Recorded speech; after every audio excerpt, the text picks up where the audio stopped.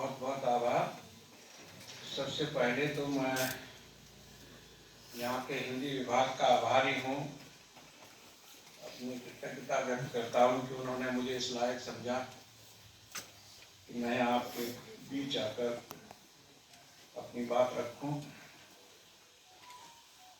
और यह भी कुछ अच्छा ही किया कि बीज वक्तव्य के लिए चुना, क्योंकि बीज छोटा होता है। छोटी बात कर लूँगा मैं, बाकी बरगद हमारे सामने हैं, बड़े बड़े वृक्ष, वो फैलाव की बात करेंगे। मुझे बीज के लिए चुना गया है, मैं बहुत आभारी हूँ। मंच पर उपस्थित प्रोफेसर एम श्याम राव जी, अनुपस्थित कुलपति महोदय, प्रोफेसर भगवान गोवाड़ी जी, मेरे साथी मित्र professor Rameshwar Rai ji, professor Rajkumar ji, professor M.T. Ansari साहब, प्रकाश उबाड़े जी, डॉक्टर जे आत्माराम जी, मैं आप सब लोगों का आभार व्यक्त करता हूँ, धन्यवाद करता हूँ। उपस्थित शोधार्थी, छात्र और फैकल्टी मेंबर्स,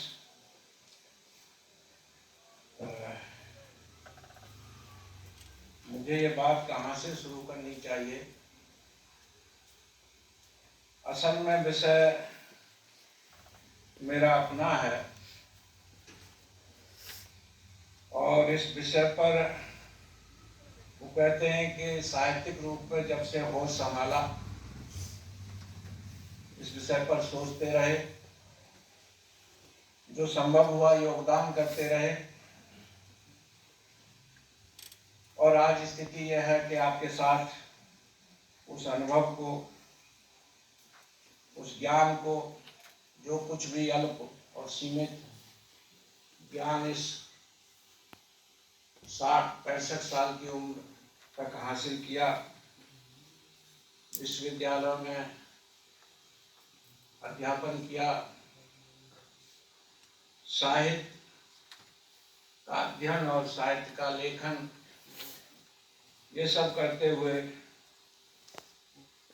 अब हम इस बात पर सोचते हैं कि आखिर इस विमर्श की बुनियाद क्या है, ये विमर्श चला कहाँ से, इस विमर्श का उद्देश्य क्या है, ये विमर्श हमारे साहित्य में, जो पूरा भारतीय साहित्य है उसमें हस्तक्षेप क्या करता है, नई बात क्या कहता है, इसकी जीवंतता और सार्थकता क्या है, ये हमें ले कहाँ जा रहा है, ये सारे सवाल हमारे जहन में आते हैं। मुझे ये लगता है कि इसमें जो लीडिंग डिस्कोर्स है वो दलित डिस्कोर्स है, या फिर इसको अंतरराष्ट्रीय परिदृश्य में अगर हम देखेंगे तो फिर ब्लैक लिटरेचर आ जाता है, नीग्रो साहित्य आ जाता है, और दुनिया के वो तमाम देश जिनमें हाशिए के लोग कहिए या बहिष्कृत लोग कहिए या नस्ल और रंग के नजरिए से उपेक्षित हुए, या जो इक्वलिटी है उससे दूर किए गए, समता और स्वतंत्रता के मूल्यों से दूर किए गए, उन लोगों के अनुभव, उन लोगों का संघर्ष, ये डिस्कोर्स वहाँ से चलता है। जैसा कि मैंने कहा कि ये लीडिंग डिस्कोर्स जो है वो दलित साहित्य का है, दलित पैंथर का है, और वो उसको प्रभावित है ब्लैक लिटरेचर से। और बड़ी बात और खास बात जो हमारे देश के लिए है वो है भारतीय संविधान। भारत में लोकतंत्र, समता और स्वतंत्रता की वो लड़ाई जो आज़ादी के समांतर चली, आज़ादी की लड़ाई के समांतर चली, जब हमारे देश में तमाम नेता, बुद्धिजीवी, स्वराज का संघर्ष कर रहे थे, स्वराज चाहिए हमको। ठीक उसी समय दलित आंदोलन आता है, बाबा साहब अम्बेडकर लीड करते हैं और वो बराबर इस बात को कहते हैं कि स्वराज हो तो ऐसा हो जिसमें हमारा भी कुछ राज हो। मूकनाथ के संपादकीय अगर आप देखेंगे तो उसमें बराबर उनके शीर्षक है, स्वराज हमारे ऊपर राज। वो गांधी जी से बहस करते हैं, तिलक के साथ बहस करते हैं, और तिलक जब कहते हैं कि स्वराज मेरा जन्मसिद्ध अधिकार है, तो बाबा साहब कहते हैं कि अस्पृश्यता उन्मूलन हमारा भी जन्मसिद्ध अधिकार है। देश आजाद अगर होता है और अस्पृश्यता कायम रहती है तो फिर हमारे लिए आजादी का कोई मायने नहीं है, कोई अर्थ नहीं है।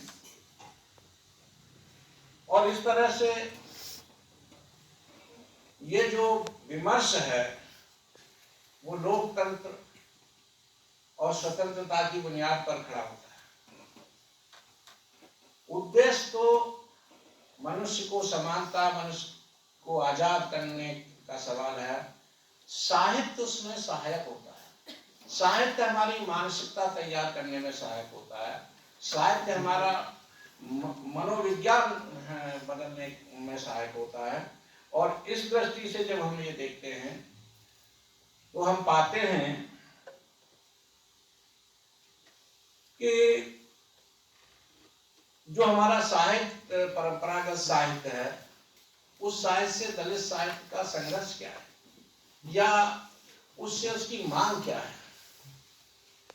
ये अपनी अभिव्यक्ति का रिप्रेजेंटेशन मांगता है सामूहिक अभिव्यक्ति में। ये विविधता का सवाल है और विविधता जो है वो साहित्य में कहीं अलग से नहीं, वो जो हमारे समाज में विविधता है, जो सांस्कृतिक विविधता है, जो सामाजिक विविधता है, उसको ही वो साहित्य में उसका ही प्रतिबिंबन देखना चाहता है। साहित्य में हमारी विविधता क्यों नहीं है? कोई ऐसी बात नहीं है कि दलित साहित्य कोई अलग से कोई राष्ट्र मांगता हो या अलग से अपने लिए कोई अतिरिक्त आजादी मांगता हो या अतिरिक्त सुविधा मांगता हो। कुछ नहीं, समता स्वतंत्रता उसी लक्ष्य को लेकर चल रहा है। वो संविधान संगत भी है, वो समाज संगत भी है, और फिर वही साहित्य में उसी की आवाज लगातार उठाई जाती है। अब इसमें मैंने जैसा कहा कि नया क्या है, जोड़ना क्या है, बदलना क्या है। साहित्य तो हमारे पास मौजूद था ही, फिर ये दलित साहित्य, और दलित साहित्य से ही प्रभावित है स्त्री साहित्य। क्योंकि जब दलितों ने कहा कि हम समता स्वतंत्रता की मांग करेंगे, आजादी चाहिए, तो स्त्रियों ने कहा हमें भी पुरुषों से आजादी चाहिए। और फिर स्त्रियों के साथ साथ फिर बहुत सारे विमर्श खड़े हो गए। ये थर्ड जेंडर ने कहा कि हमको भी आजादी चाहिए, हमको भी, हमारा भी विमर्श है, हमारी भी बात सुनी जानी चाहिए। और फिर इसका विस्तार करते गए कि भाई विमर्श है तो पर्यावरण विमर्श भी है, युवा विमर्श भी है, किसान विमर्श भी है, तमाम सारे विमर्श उसी एक बुनियाद पर खड़े होते चले गए। अच्छी बात यह है कि जितने भी विमर्श हैं अंततोगत्वा वो संविधान संगत है। जो मांग करते हैं, चाहे तो स्त्रियों की आजादी की मांग हो, बराबरी की मांग हो, और चाहे वो युवाओं की मांग हो, चाहे हमारे दूसरे विमर्श हों, वो सभी विमर्श हमारे लोकतांत्रिक मूल्यों के अनुकूल हैं। और इसीलिए जितने भी जागरूक बुद्धिजीवी हैं, जितने भी मानवतावादी बुद्धिजीवी हैं, और जितने भी विचारक हैं जो साहित्य में विविधता पसंद हैं, वो इसका समर्थन करते हैं। जैसा कि मैं कह रहा था कि एक विरोधाभास से झगड़ा है जो दलित साहित्य के विरोध के रूप में आता रहा है। वो यह है कि हमारा परंपरागत साहित्य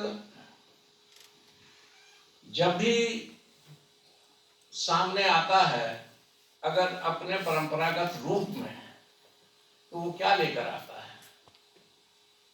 वो लेकर आता है राजशाही के मूल्य, वो लेकर आता है सामंतवादी मूल्य, वो लेकर आता है परंपरागत सोच।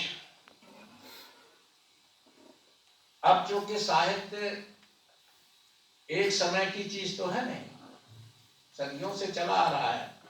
अभिव्यक्तियां जुड़ती रही साहित्य में, कितने बाद आए, कितने काल आए, कितने विचार आए, उनमें चीजें जुड़ती आई हैं। तो फिर ये विरोधाभास वाली बात जो मैं कह रहा हूं, वो ये है कि हर लेखक, हर विचारक अपने परिवेश से, अपनी संस्कृति से, अपने स्वभाव से, अपने वातावरण से गहरा जुड़ा होता है, गहरा प्रभावित होता है। तो जो लोग जातीय वर्चस्व के साहित्य की वकालत करते रहे, या दलित साहित्य को एक विभाजक साहित्य के रूप में चिन्हित करते रहे, आरोपित करते रहे कि ये जातीय बंटवारा है, उन लोगों ने इस बात को कम महत्व दिया कि जब हम सदियों की गुलामी से बाहर आए हैं, तो जो दबे हुए स्वर रहे हैं, कोई गुलामी सिर्फ ये ही नहीं थी कि भाई अंग्रेजों ने आपको बांट दिया या आप पर शासन किया।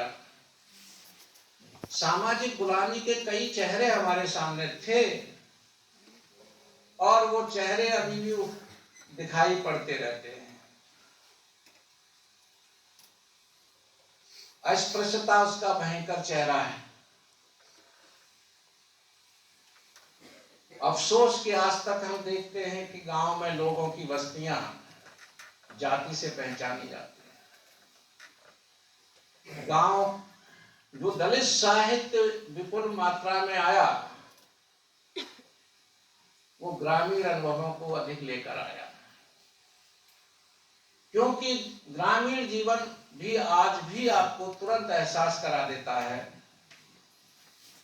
कि आप विचार के स्तर पर, चेतना के स्तर पर भले ही आधुनिक हैं, भले ही आप समता और स्वतंत्रता के मूल्यों को जी रहे हैं, लेकिन गांव के हालात ऐसा नहीं कह रहे।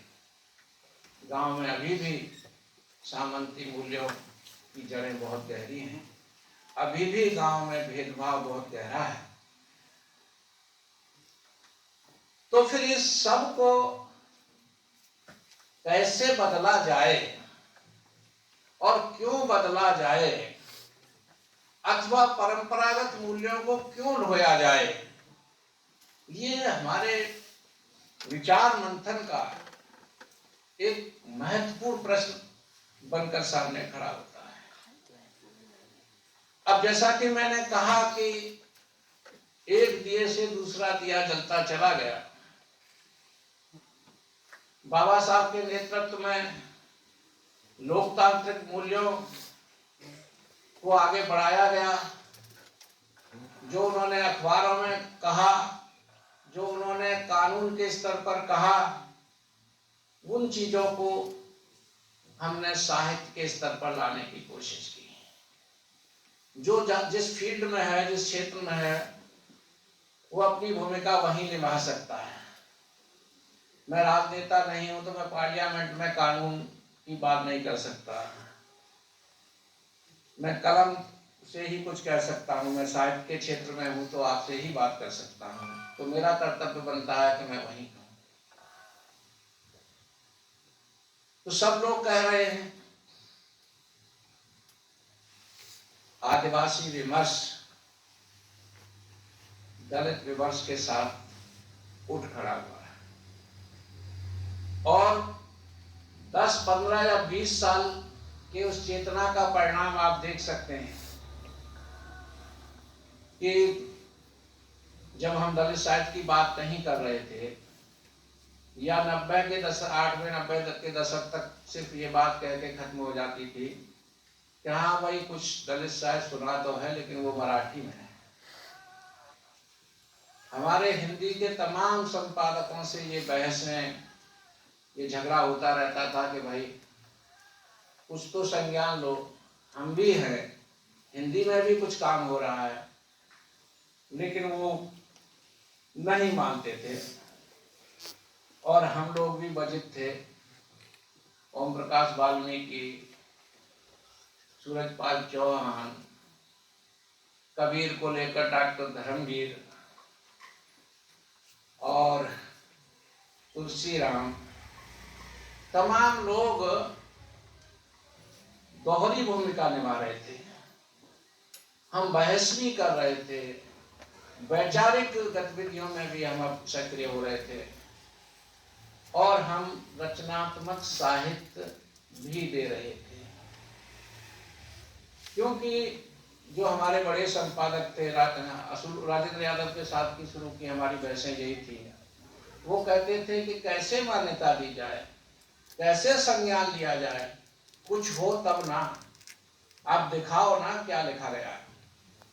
तो फिर हम सब लोग जुटे कि देखो भाई ये हमारी कहानियां हैं, ये हमारी कविताएं हैं, ये हमारे उपन्यास हैं, और सबसे प्रामाणिक चीज ये हमारा भोगा हुआ अनुभव है। हम आप कथाएं लेकर आए हैं, अब तो मान लो भाई हम भी कुछ लिखते हैं, हम भी कुछ लिखते हैं, हमने भी कुछ काम किया है, हम भी तुम्हारे जैसे मनुष्य हैं, हम भी भारतीय हैं, आजादी में थोड़ा बहुत हमारा भी हक बनता है। तो मैं ये नहीं कहूँगा कि सब विरोध में खड़े हो गए। बहुत लोगों ने सहयोग किया, बहुत लोगों ने, बल्कि हंस तो इस चीज के लिए बदनाम भी हुआ। राजेंद्र यादव ने तो बाकायदा स्त्री विमर्श और दलित विमर्श को लेकर पर्याप्त गालियां सुनी, भरपूर गालियां हमको मिली शुरू के समय में। और चूंकि एक मुख्य धारा की पत्रिका थी, उस मंच पर बात होना वो दूर तक बात जाती थी, देश के कोने कोने तक बात जाती थी। तो इस दृष्टि से आप देखेंगे कि, और फिर आप मुझे तो राजेंद्र यादव का इसलिए भी धन्यवाद करना चाहिए कि हंस का पहला दलित विशेषांक 2004 में अगस्त में आया, तो इस नाचीज को ही उन्होंने अतिथि संपादक बनाया। पहला दलित विशेषांक था वो, और 2 भागों में अब भी वो उन्होंने रिप्रिंट करके वो चल रहा है। विश्वविद्यालय स्तर पर भी कुछ अध्यापक हमारे साथ आए, जिसमें मैनेजर पांडे का नाम हम ले सकते हैं। मैनेजर पांडे लगातार दलित साहित्य की पक्षधरता में खड़े रहे। हालांकि उनके साथ भी हमारे मतभेद थे, कुछ चीजें थी, लेकिन उनकी भी अपनी सीमाएं थी। राजेंद्र यादव एक बात हमें कहते थे,